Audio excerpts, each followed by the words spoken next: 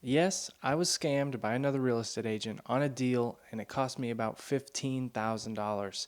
And in this video, I'm going to go through everything about what happened and I'm going to share what I learned at the end and what my takeaway was. And I'm going to tell you how to avoid it so that you can make sure that it never happens to you.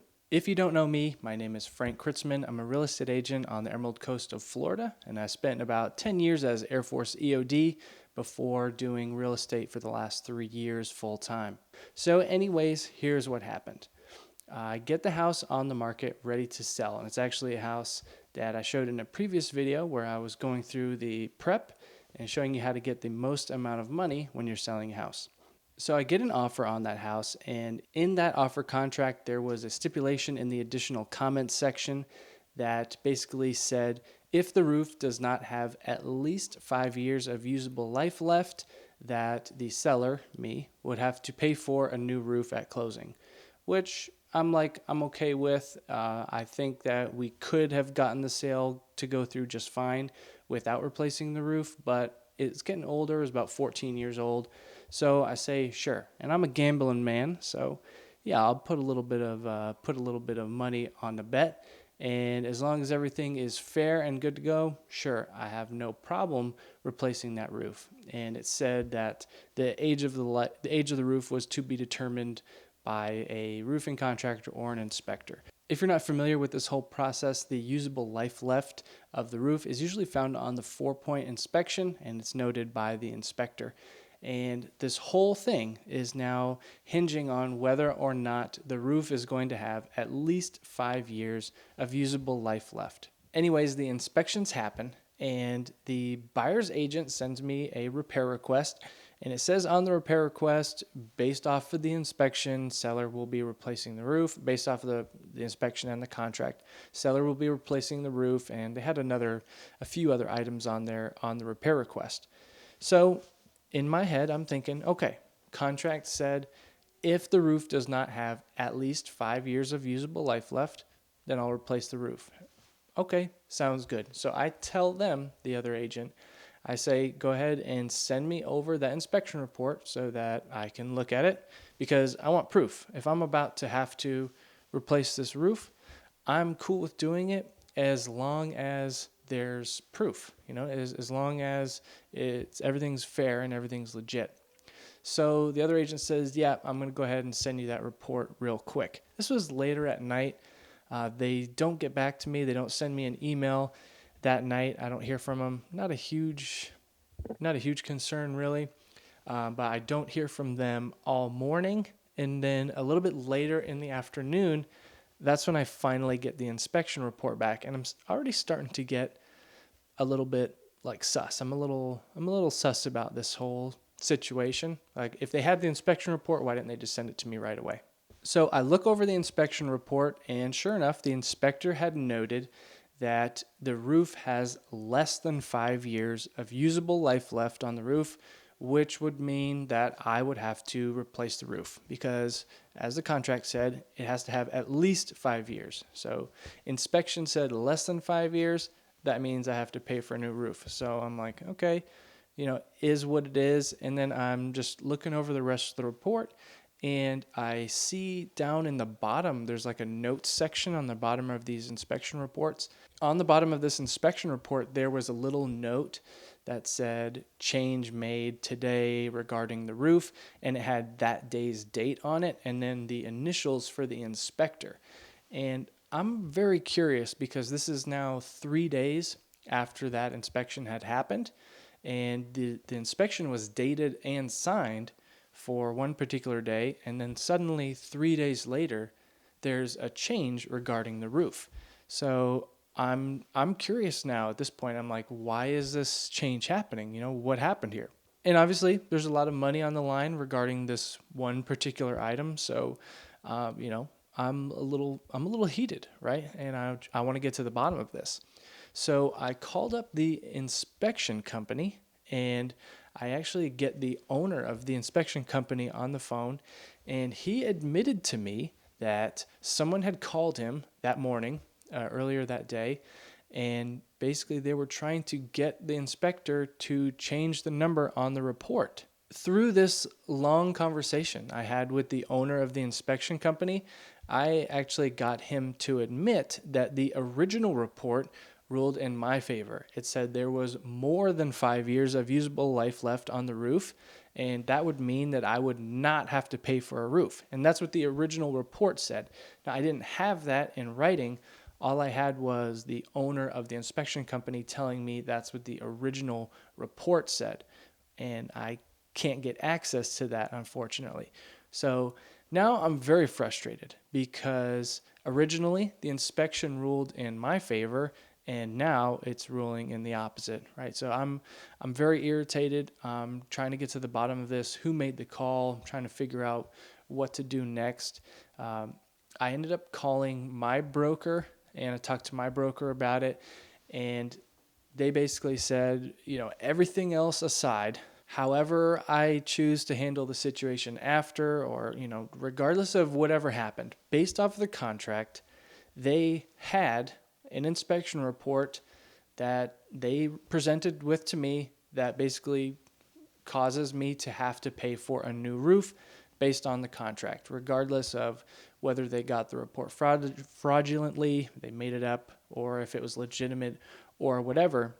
Regardless of that, they had the inspection report that made me contractually obligated to have to pay for this roof. So that was the situation I was in at that point. Whether or not that was the right decision, let me know down in the comments what you think about that, what I should have done there. But so now at this point in the game, I'm still information gathering because I still don't exactly know everything that happened. So at this point, I basically I just write up an email and I put all the timelines in there and the timestamps of everything that happened. And I go through when the offer came in, and I go through the when the inspection was dated, and I go through about how the owner of the inspection company got a call to change the report. And I don't necessarily know that he knew what the stakes are.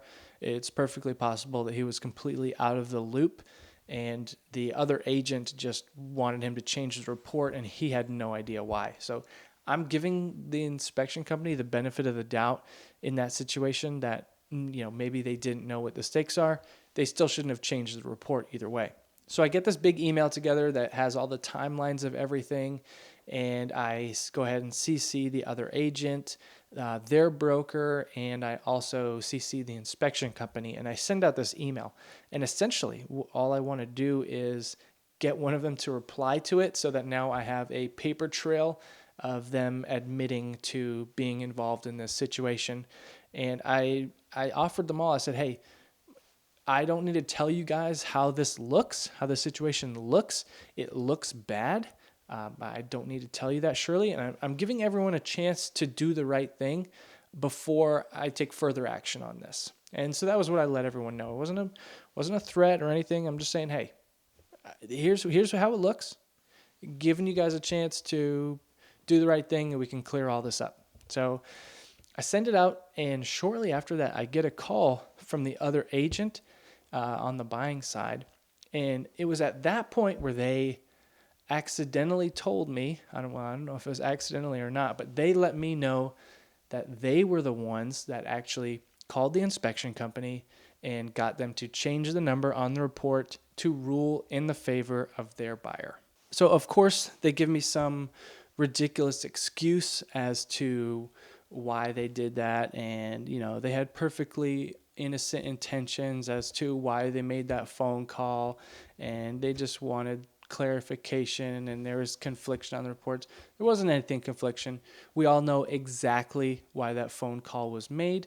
It was to get their buyers a new roof. But here nor there, that's what had happened. So that entire situation with the other agent calling the inspection company to change the report so that I would then be contractually obligated to pay for a new roof, that is how I got scammed out of about $15,000. I think it was $15,115 or something like that, something along those lines.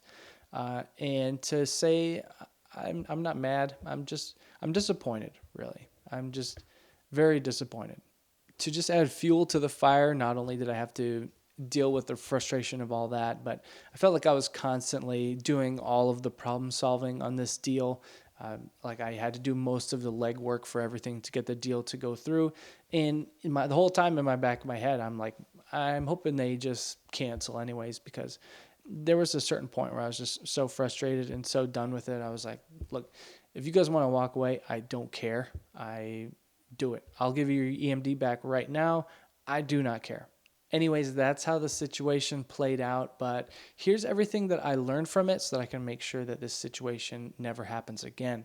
First off, I'm going to make sure that I'm going to do everything in my power to make sure that no offers get accepted that have anything with like a roof contingency, where they say something along these lines. Either something like the roof must have at least 5 years of remaining useful life, or the seller will replace the roof. Or another one that comes up a lot is something with insurance. If buyer is not able to obtain insurance policy, then the seller will replace the roof.